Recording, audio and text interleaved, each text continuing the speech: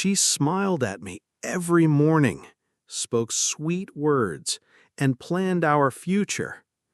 But behind my back, she was seeing someone else.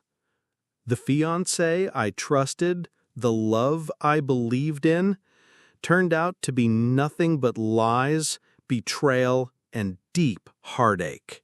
Before diving in, hit that subscribe button and ring the bell so you're always updated with our latest stories. All right, let's get into it. I met my fiancé 3 years ago. From the very first moment, everything felt right. Her laugh had this infectious warmth, and every conversation felt effortless, like we'd known each other forever. Friends would often say we seemed inseparable, and I agreed. Every single day, I felt lucky just to have her in my life. Our relationship moved fast but naturally. Within a year, we decided to move in together. I thought I knew her inside out, how she liked her coffee in the morning, the way she twisted her hair when she was nervous, the tiny habits that made her, her. I loved them all. Every morning, I'd make the coffee just how she liked it, and we'd sit on the couch, talking about our day, or just staring at each other with that comfortable silence that only couples who truly understand each other share.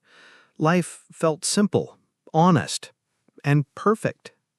I often caught myself daydreaming about the future, our wedding, our first home, maybe even kids. Lazy Sunday mornings, trips abroad, quiet nights watching movies together. I imagined it all vividly. Everything felt like it was falling into place. Her family adored me. They welcomed me with open arms, laughed at my jokes, and included me in dinners, game nights, and even family traditions. I had never felt such acceptance before, such belonging. For the first time, I felt like I had a place where I truly belonged. For months, everything seemed perfect. I would come home from work exhausted, and she'd be waiting with a smile and a hug that made the day's stress vanish. We talked about everything, hopes, dreams, fears, and I never imagined a time when any of it would feel fake. But, as they say, sometimes perfection hides cracks. At first, nothing screamed danger. It was the little things, tiny, almost invisible cracks in what I thought was a perfect relationship. I started noticing her phone face down on the table when it used to lie openly, her sudden reluctance to share simple details about her day, subtle changes in tone, and the way she sometimes drifted into silence mid-conversation. I tried to convince myself it was nothing. "She's busy," I would whisper internally. "Work is stressful. Maybe she just needs space." But the truth gnawed at me, like a persistent shadow at the edge of my mind. One evening, as we were watching a movie, her phone buzzed on the coffee table. I saw her freeze, the smile on her face fading for just a second before she quickly tucked the device under a cushion. That split second of hesitation burned into my memory. I wanted to trust her. I wanted to believe everything was fine, but instincts, those primal, unrelenting instincts, kept whispering otherwise. My heart twisted every time she laughed at a message on her phone, and I realized that some part of her joy might not be mine at all. Days passed, and the signs became more obvious. Longer work hours, excuses that seemed rehearsed, sudden errands she had to run, texts she hid from me. I hated that I was starting to notice, but there was no turning away now. One night, I stayed up later than usual, pretending to scroll through social media while keeping an eye on her. The soft glow from her phone illuminated her face in the dark room. Something inside me snapped. I hated myself for even thinking of invading her privacy, but the anxiety, the unease was unbearable. I unlocked her phone. The messages made my blood run cold. There were texts from a man I didn't know, intimate and detailed, showing a secret life she had built without me. Every line felt like a dagger to my chest. I wish he didn't exist. Can't wait to see you tonight. When will you finally tell him the truth? Each word shattered the world I thought I knew. Every memory of her laughter, every hug suddenly felt like a mask, carefully constructed to hide the truth. The next morning, I tried to act normal, but the weight of what I had discovered pressed down on me relentlessly. I had two choices: confront her now or let this suspicion fester. I couldn't decide. Even her smiles felt different now.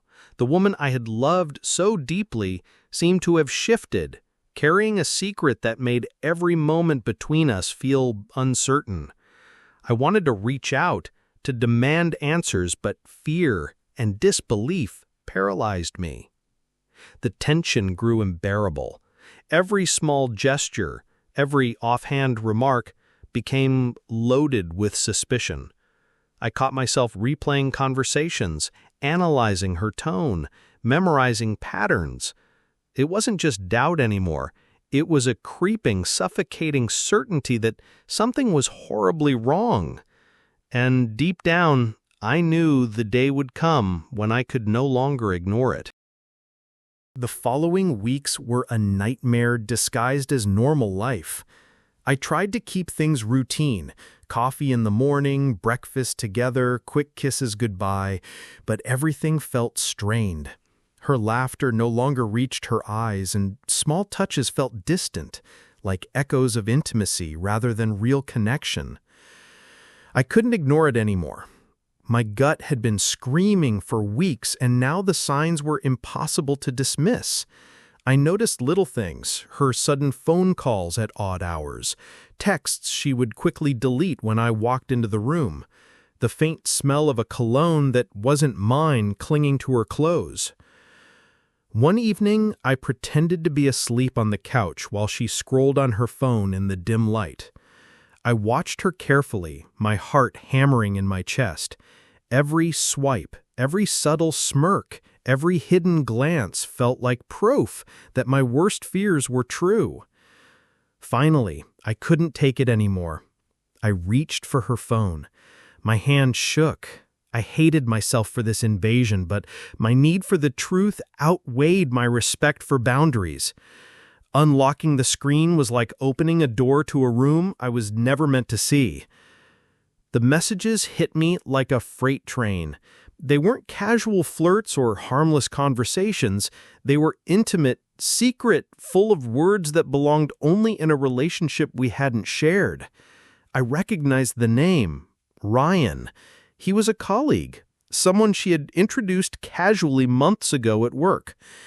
I had never suspected anything. I can't stop thinking about you. Last night was unforgettable. I wish he didn't exist.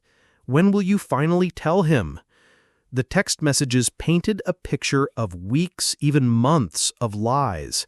Every shared memory, every whispered promise now felt like a lie carefully constructed to maintain my trust while she built a secret life behind my back. My chest tightened. The room felt smaller, heavier, as if the walls themselves were pressing in. I wanted to scream, to throw the phone across the room, but I stayed still, letting the truth sink in. When she finally emerged from the shower, the sight of her, hair damp, oblivious, smiling, made my stomach twist. I held the phone in my trembling hands. "Who is Ryan?" My voice barely rose above a whisper. She froze. Her eyes widened and she paled. I don't know who you're talking about," she stammered. "Complicated?" I demanded, my voice cracking. "Months of texts, calls, secret meetings? This is your complicated?" Tears filled her eyes instantly. "I never meant for it to happen like this," she said, her voice breaking. It did." I laughed bitterly, the sound hollow and empty. "Did? Months of lies, hidden messages, intimacy behind my back?" She tried to explain, fumbling over words, stammering, begging, but every sentence only made the wound deeper. The foundation of our relationship, trust, was shattered. I realized that every moment I had cherished with her, every laugh, every touch, had been carefully manipulated to keep me in the dark. I felt numb. My mind spun with disbelief and sorrow. How could someone I loved so deeply, someone I had imagined building a life with, betray me like this? That night, we argued. Hours passed, with words cutting sharper than knives. I spoke of love, betrayal, trust, and broken promises. She cried, apologized, begged for understanding, but the damage was irreparable. I remembered our first date, the first time she whispered, "I love you," the trips we planned, our dreams together, all poisoned now. When dawn broke, I packed a bag. I needed air, space, a moment to breathe without the weight of betrayal crushing me. I walked out the door, not looking back, the echoes of our life together haunting every step. I spent the night at my friend's apartment, pacing, trying to make sense of everything. Sleep refused me. Every memory of her laughter, her warmth, her touch, now felt tainted. My mind replayed the messages, each one like a hammer striking my chest. The next morning, I called her. My voice was steady, controlled, but inside, I was a storm. "We need to talk. Now." She hesitated, then agreed, her voice small, uncertain. I told her to come over. When she arrived, I could see the guilt written all over her face. Eyes red, lips trembling. She avoided looking directly at me, as if shame could protect her. We sat across from each other at the kitchen table. The silence was deafening. I finally placed her phone in front of her. "Explain this," I demanded. Her hands shook as she reached for it. I didn't want to hurt you. I love you. I really do.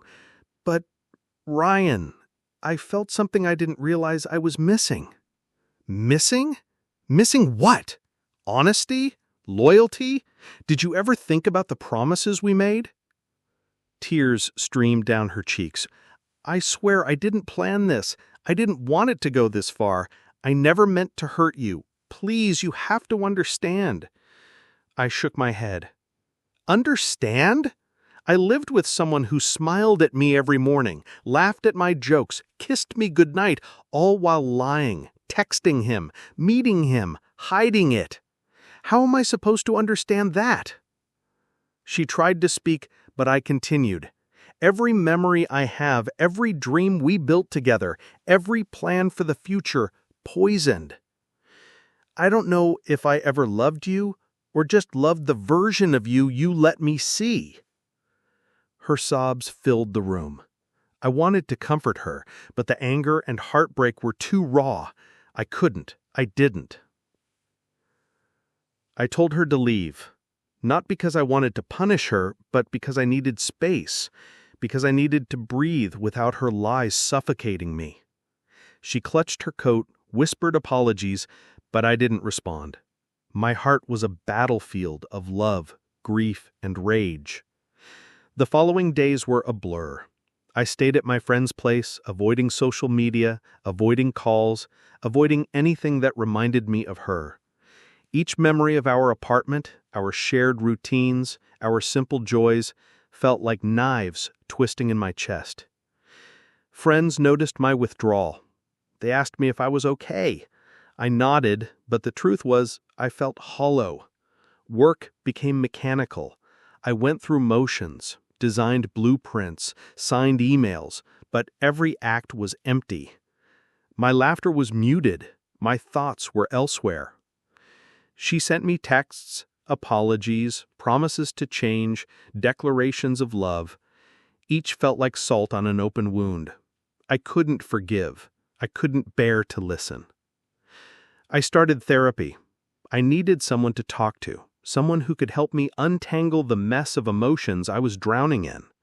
I wrote in journals, poured my heart onto pages, trying to make sense of betrayal, love, and trust. Through therapy, I began to see patterns, red flags I ignored, signs I rationalized away. I realized this wasn't just about her, it was about the illusions we all sometimes build in relationships, the masks people wear, and the importance of trusting your instincts. Slowly, I started to breathe again. Mornings became lighter, nights less heavy. I immersed myself in work, hobbies, and friends. Little by little, the raw pain dulled into a dull ache, a scar reminding me to be cautious, to value honesty above comfort. Months passed. Life had become a quiet rhythm of work, friends, and solitary routines. I still felt the sting of betrayal, but slowly the raw edges of anger softened into a dull ache. Acceptance didn't mean forgetting or forgiving her. It meant reclaiming my life from the shadow of lies. I threw myself into work like never before. Blueprints, designs, deadlines, they became anchors. Each successful project reminded me that I was capable, resilient, and deserving of trust and respect. Friends noticed the change in me. They said I seemed calmer, more grounded. I nodded, silently proud that I had survived the storm. Therapy became a sanctuary. I wrote pages of thoughts, dissected emotions, and confronted my own vulnerabilities. One session, my therapist asked gently, "Do you see the growth in yourself yet?" I looked down at my hands. "I think I am learning to live without her. That's growth, right?" She nodded. "It's more than growth. It's liberation." One rainy evening, a year after the discovery, I ducked into a quiet cafe to escape the downpour. Steam from my coffee curled into the air as I watched droplets race down the window pane. That's when I saw her. She sat at a corner table, her hair slightly damp from the rain, eyes red, but reflective. Time froze. My chest tightened. Memories flooded. Laughter, quiet whispers, shared mornings, stolen kisses, all haunted me. "I ended it," she whispered as I noticed her staring. "I left him. I lost myself, but I can't undo the hurt I caused you." I hesitated. Part of me wanted to turn and walk away. Part of me wanted answers, closure, understanding. Slowly, I approached and sat across from her. Silence fell like a heavy blanket. "You look different," she murmured. "Stronger, somehow." I gave a humorless laugh. "That's what surviving betrayal does." She flinched. I deserve that." We talked cautiously. I listened to her regret, her confessions, the emptiness she felt. She admitted she had sought therapy, confronted her mistakes, and learned the harsh consequences of lies. I didn't respond immediately. Silence became our conversation, a mutual acknowledgement of broken trust. "You're right," I said softly. "We can't go back. Love isn't enough after trust is shattered." Tears ran down her face. I didn't reach for her. I couldn't. This wasn't about punishment. It was about boundaries, self-respect, and reclaiming the life I deserved. For the first time in months, I felt an unusual calm. Part of me wanted to forgive, but another part understood that some bridges, once burned, are never meant to be rebuilt. Acceptance wasn't reconciliation. It was freedom. The weeks following the cafe encounter were strangely calm. I returned to my apartment, the space that had once echoed with memories of laughter and shared mornings, and slowly reclaimed it as my own. Every item, every corner, every photograph that once reminded me of her now felt neutral. Neither happiness nor pain, just life. I began to rebuild routines that reminded me of myself. Mornings started with stretches and coffee on the balcony, the city waking up beneath me. I took long walks in the evenings, headphones on, music soft, thoughts wandering freely. I started journaling again, this time not just about betrayal, but about gratitude, goals, and self-growth. Friends became my anchors. Weekends were spent with laughter, hikes, dinners, and conversations that didn't leave me second-guessing my worth. I noticed subtle changes in myself. I laughed more freely, my posture felt lighter, and my voice carried conviction instead of doubt. I had survived betrayal, and I was slowly learning to thrive again. One afternoon, at a local library, I stumbled upon an old photo album I had once kept with her. For a moment, my chest tightened, but I opened it anyway. Photos of trips, meals, and quiet moments stared back at me. I smiled faintly, a sad smile, acknowledging the love that had existed, however temporary. Then I closed it. Some chapters are meant to be remembered, not relived. Months passed. I noticed subtle changes in my perspective on relationships. Trust, once broken, was now a sacred thing. I vowed never to allow myself to be in a position where my loyalty could be taken for granted. I valued honesty, transparency, and the courage to confront uncomfortable truths. Then, unexpectedly, I ran into her again, at a mutual friend's birthday party. She looked tentative, apologetic, yet stronger somehow. Our eyes met briefly, a silent acknowledgement passing between us. No words, no explanations, just recognition of a shared past and the understanding that we had both changed. I realized then that closure didn't need a grand conversation or a dramatic apology. Closure came from within. Understanding, acceptance, and the willingness. Thanks for staying till the end. If this story touched you, hit that subscribe button and ring the bell so you don't miss what's coming next. Until then, take care.